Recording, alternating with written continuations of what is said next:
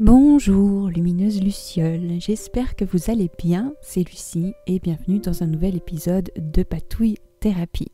Je vous invite à allumer une bougie, moi j'ai une bougie de l'Avent et cette bougie, le challenge, donc on est le 8 décembre et c'était que ma séance de journalisation dure juste le temps d'aller jusqu'au 9. Et j'allume aussi une autre bougie parce qu'il n'y a jamais assez de bougies. Faites attention à vos cheveux. Je dis ça, je dis rien. Et puis prenez aussi une petite boisson chaude. Et donc moi je bois un thé poire, miel, cannelle de Twinings. Rien de très exceptionnel, mais je l'aime bien. C'est très réconfortant. Et puis je vous invite aussi, si vous voulez, à prendre un jeu de cartes. Donc moi je vais prendre mon jeu de tarot habituel, j'en ai pas des mille. Et je vais pas les mélanger parce qu'en fait, cette séance de journalisation n'est pas prévue au programme. Je l'ai faite ce matin. Après avoir fait un tirage hier, je me tirais juste des cartes. Je voulais juste tirer une carte. Et en fait, il y en a 3 qui sont apparus. Et donc, je suis en train de les rechercher là parce que sur le moment, ce tirage, j'arrivais pas. Je me dis oui, bon, je vois pas. Donc voilà, on en a une ici, le 8 de bâton. Et je voyais pas ce que j'allais faire de ce tirage. Ça me parlait pas trop sur le moment. Et puis en fait, à la fin de la journée, j'ai commencé à comprendre un petit peu.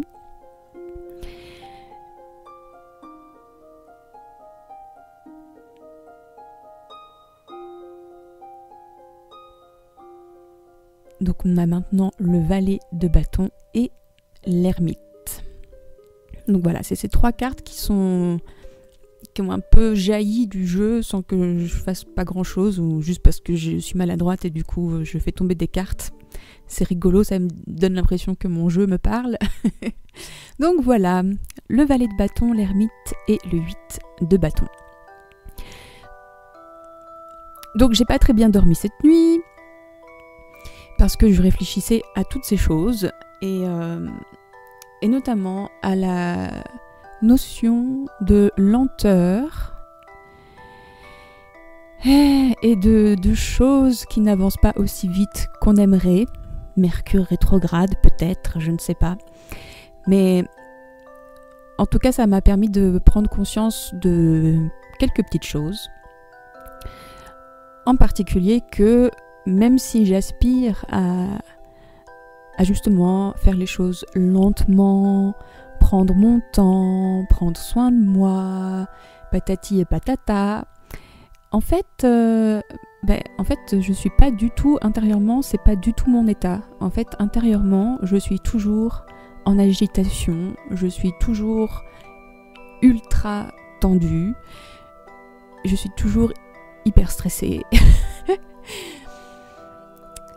Et donc c'est pour ça que j'ai eu envie de faire cette vidéo qui n'était pas censée être la vidéo d'aujourd'hui et de faire cette vidéo à vitesse normale. Donc d'habitude quand je vous fais des séances de journalisation, j'ai l'impression qu'il faut que j'aille vite. Donc j'accélère la vidéo fois 6, 8, 10 et du coup ça fait des patouilles à vitesse voilà, très, très rapide.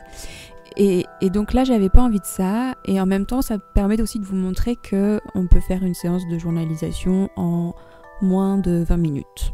J'ai coupé quelques petites choses, rien de très intéressant. J'ai juste coupé les moments où je découpais ou où je collais les choses. Mais voilà, en gros, ça m'a pris 20 minutes. Donc en fait, la vidéo que je voulais vous faire aujourd'hui, c'était un petit récap du mois de novembre à travers les pages de ce journal pour vous raconter en plus ce qui s'est passé en novembre, parce qu'il s'est quand même passé pas mal de choses pour moi puisque j'étais tout le mois de novembre en Irlande avec ma belle famille et mon compagnon et c'était super.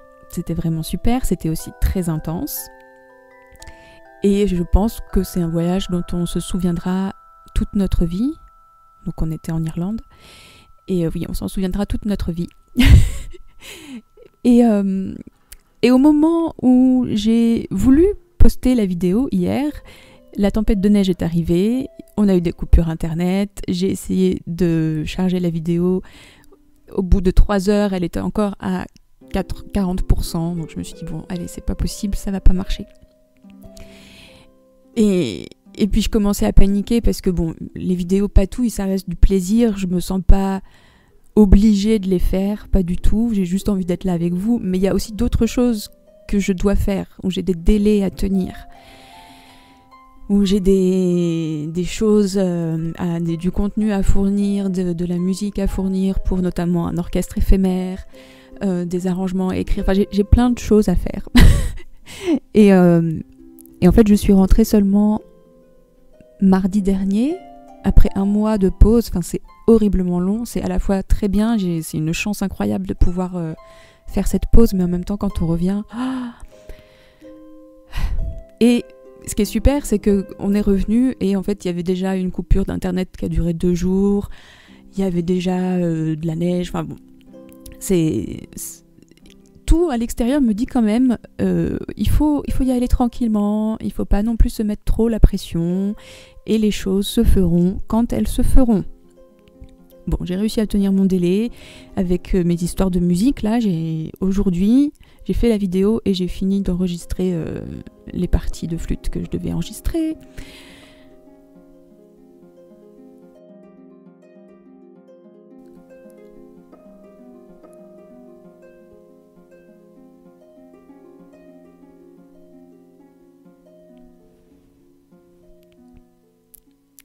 Donc ce matin, c'était un peu un défi de me poser quand même pour faire cette page, cette double page, parce que j'étais pas du tout détendue. Déjà, j'avais pas beaucoup dormi et quand je me suis réveillée, c'était comme si je reprenais ma journée d'hier que j'avais pas terminée et qu'il fallait que je termine, et enfin voilà. Donc c'était pas vraiment un dimanche lent, cosy, où je peux profiter de la neige. C'était pas vraiment ça, mais du coup je me suis quand même obligée à me poser, à faire cette page tranquillement, lentement, avec en choisissant des papiers qui me font plaisir, des images doudou, parce que c'est des dessins que j'ai fait pour la plupart. et puis juste prendre le temps de coller et de décorer une page, de créer un environnement sécurisant où je peux ensuite aller écrire mes petites réflexions. Et pour revenir à cette vidéo qui concernait en particulier l'Irlande, ça me faisait penser, cette situation, le fait que je ne vais pas la poster, en tout cas pas sur YouTube. Ça me faisait penser à Katou, de la chaîne Katou Tarot.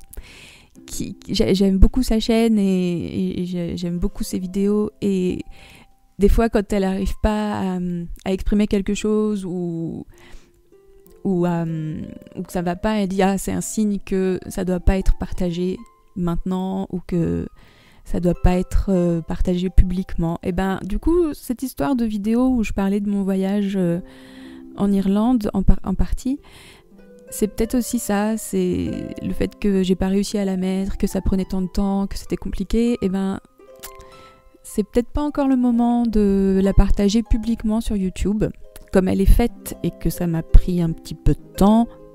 Je me dis que je vais quand même la poster quelque part, et si elle arrive à arriver sur internet, elle sera sur Patreon cette semaine pour les Lucioles sur Patreon, où c'est un cercle un petit peu plus intime. Mais on verra, je sais même pas si ça va marcher, donc ce sera la surprise. Mais voilà, ça me posait toutes ces questions, donc cette histoire de lenteur, et aussi de pas tout donner, de pas tout partager. Et ça, je sais bien que c'est pas facile pour moi, parce que j'ai pas beaucoup de filtres, en fait, je me rends compte de ça, j'ai pas beaucoup de je suis pourtant quelqu'un d'assez pudique, mais j'ai pas peur en fait de partager mes pages de journaux qui sont des pages de journaux intimes. Enfin, c'est quand même c'est comme hyper personnel. Et donc voilà, je pense que ce petit aléa m'invitait aussi à faire preuve de peut-être plus de retenue, je sais pas.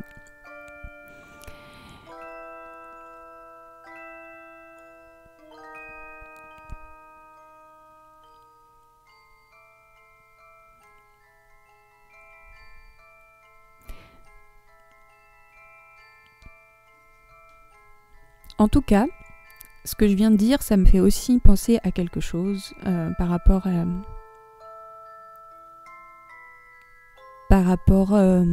au fait de tenir un journal, de le partager publiquement. Ou,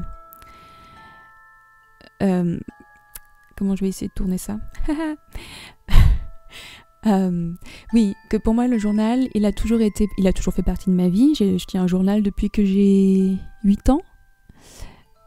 Et depuis toujours, j'ai toujours eu l'impression que c'était vraiment un objet magique qui me permettait de changer ma vie. Non seulement parce que ça me permettait de mieux comprendre certaines situations, de mieux me comprendre moi, et donc d'avoir une clarté d'esprit peut-être qui me permettait de prendre de bonnes décisions, ou voilà, ce genre de choses. Mais aussi, ça a vraiment changé ma vie à tous les niveaux d'une manière aussi très... Enfin, en fait, ce journal, ça a été en fait le déclencheur qui m'a permis de changer complètement de vie et d'être là où je suis maintenant. Et je peux pas trop rentrer dans les détails parce que là c'est vraiment très personnel, mais c'est un outil puissant. Voilà, c'est ça que j'essaye de dire, et je pense que je vous le dis, mais vous le savez déjà si vous êtes là. Mais c'est important de se le redire quand même, parce que on avait parlé de ça aussi des fois sur Patreon, la quête de sens, le fait de garder le sens, de croire en ce qu'on fait, le fait de se redire à quel point c'est un outil puissant, ça permet de redonner du sens à notre pratique du journal, qu'il soit un journal juste écrit ou un journal un peu plus créatif, peu importe. Déjà rien que le fait de tenir un journal et de se voir de l'intérieur, en fait, c'est ça qui se passe, on se voit de l'intérieur. Pour moi, c'est l'outil magique le plus puissant que je connaisse. Voilà. J'avais pas prévu de parler de ça, mais comme ça c'est dit. Et donc maintenant, ma page est finie, j'ai noté mes cartes sur la page, et donc là j'essaye de faire une lettrine gothique sans modèle, et bon, ça va plus ressembler à un gribouillage qu'autre chose, mais c'est pas grave. Et donc je vais écrire le titre de ma page de journal qui est « Un éloge de la lenteur ». Et je vais juste noter mes réflexions sans forcément me prendre la tête, entre guillemets, à propos des interprétations du tarot ou de ce que signifie telle ou telle carte. Déjà, même si maintenant, à force d'utiliser ce tarot, je commence à connaître mieux les cartes, mais je suis absolument pas une spécialiste et j'aspire pas du tout à être une spécialiste. Pour moi, le tarot, c'est vraiment un outil encore d'introspection, et c'est un outil magique aussi très puissant, comme le journal. Mais le journal est encore plus puissant. On n'a pas toujours besoin du tarot pour une séance de journalisation, mais des fois, ça aide à avoir ce genre de prise de conscience. Et donc là, je vais juste me laisser porter par mes petites réflexions. Et puis, alors, les soul cards, je les trouve magnifiques. À chaque fois que je les vois, elles m'emplissent de joie. Je les ai depuis 2020 et j'utilise que celui-là, en fait, que ce jeu-là. Mais bon, par contre, il n'y a pas toute l'iconographie qu'on retrouve soit sur un système Marseille ou dans le Waite-Smith. Le Soul Card, c'est un système Waite-Smith. Donc, quand je veux avoir vraiment plus une approche visuelle de la carte, je tourne toujours vers le même site de tarot.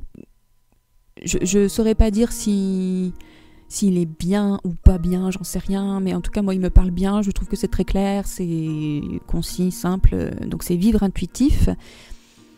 Et bon, moi ça me va très bien comme outil d'interprétation, enfin pour déclencher une réflexion. Voilà. Et donc, du coup, je suis allée quand même revoir, même si j'ai quand même en tête les images, mais est-ce que je suis allée les revoir ? Je suis même pas sûre. Donc, je les ai en tête, les images. Donc, il y a l'ermite. L'ermite qui, donc, quand on regarde la carte, il se tourne vers la gauche. Donc là, il est tourné vers le valet de bâton qui, lui, il me semble, vous pouvez me corriger si je me trompe, mais toute mon histoire est basée là-dessus, donc j'espère que je ne me trompe pas. Donc l'ermite regarde vers la gauche et il regarde vers le valet de bâton qui, lui, regarde vers la droite, donc vers l'ermite. Et la troisième carte de mon tirage, c'est donc les 8 de bâton qui, il me semble, le 8 de bâton, c'est 8 bâtons qui traversent la carte de manière très rapide, et il me semble qu'ils traversent la carte vers la gauche, donc vers l'ermite.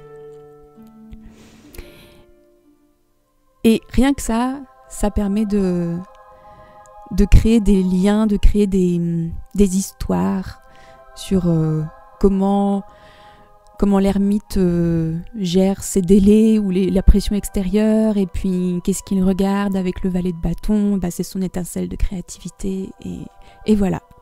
Et c'est tout ça que j'ai essayé d'écrire sur mes pages, et j'espère que ça vous aura donné des idées, et que cette petite vidéo imprévue vous aura donné de l'inspiration et un peu de douceur dans ce début décembre qui, pour moi, est bien blanc, bien enneigé, et j'ai hâte de vous montrer quelques images de ma forêt enchantée bientôt. Allez, gros bisous les lucioles, prenez bien soin de vous, et à très bientôt pour de nouvelles patouilles. Bye bye.